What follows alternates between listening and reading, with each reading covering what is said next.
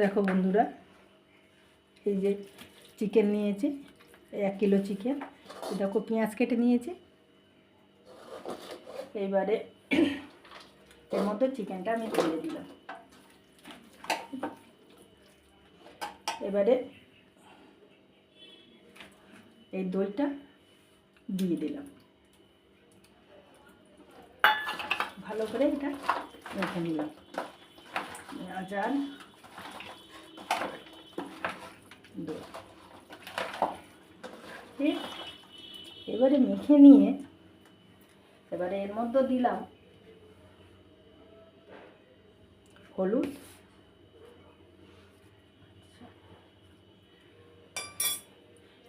এর মধ্যে আছে আদা, রসুন, শুকনো লঙ্কা, ধনে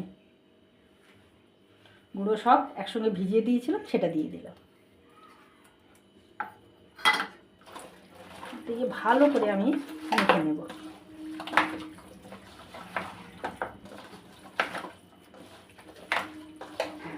এর মধ্যে এবার একটু তেল দিয়ে দেবো।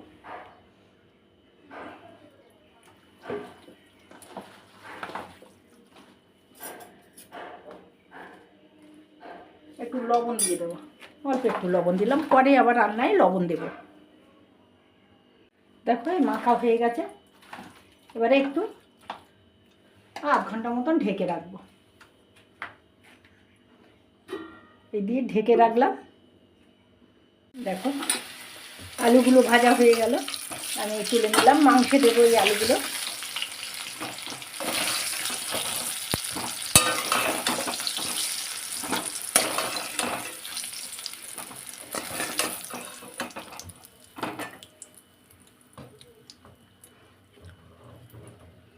কড়াই তেল দিলাম, আর একটু তেল দিতেই হবে, না দিলে ভালো লাগবে না। 2টো তেজপাতা দিলাম, একটু মরিচ আছে, দারচিনি মানে গরম মশলার সব আছে অংশ, আর একটু স্টার আছে, আর একটু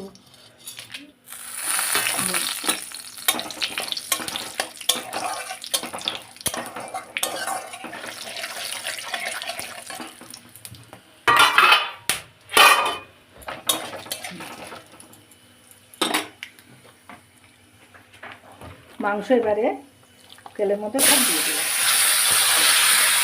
মশলা সব দেওয়া দিয়েছি, সব আমি এর মধ্যে দিয়ে দেবো।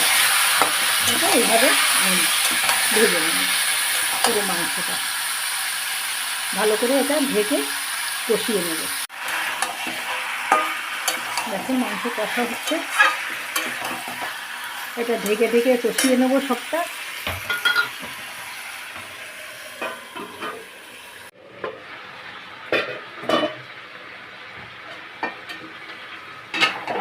দেখো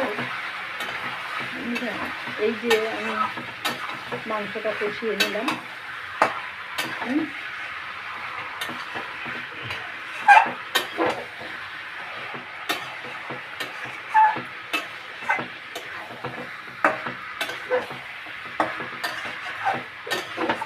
কষা চলছে, কষিয়ে নেব ভালো করে।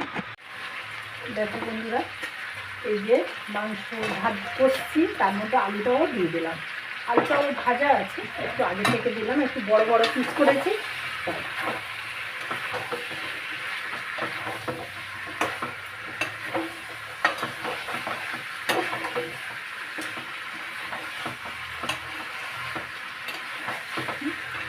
এবার আর একটু কষিয়ে জল দিয়ে দেবো, গরম জল।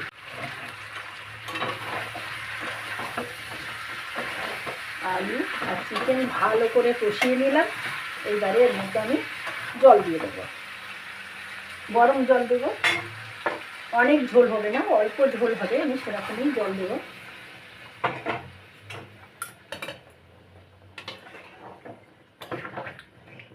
এবারে এটা আস্তে আস্তে ফুটতে লাগুক, ঢেকে রাখবো। দেখো দেখো বন্ধুরা, এই যে হয়ে গেছে। দেখো মাংস কমপ্লিট হয়ে গেছে। এবারে একটু নামাবো, একটু গরম মশলা দিলাম এতে, আর এই চামচ হাফ চামচ একটু ঘি দিয়েছি, গ্যাস অফ করে। হ্যাঁ, এইবারে একটু নেড়ে চেড়ে নেব। এই যে নেড়ে চেড়ে নিয়ে এইবারে যে দেখো একদম কষা কষা করেছি, ঝোল করিনি, সামান্য ঝোল করেছি। দেখো চিকেন কষা আলু দিয়েছি। দেখো তোমাদের পছন্দ হয়েছে? যদি পছন্দ হয় তাহলে একবার লাইক কমেন্ট করো। টাটা বন্ধুরা, তোমরা সবাই ভালো থেকো।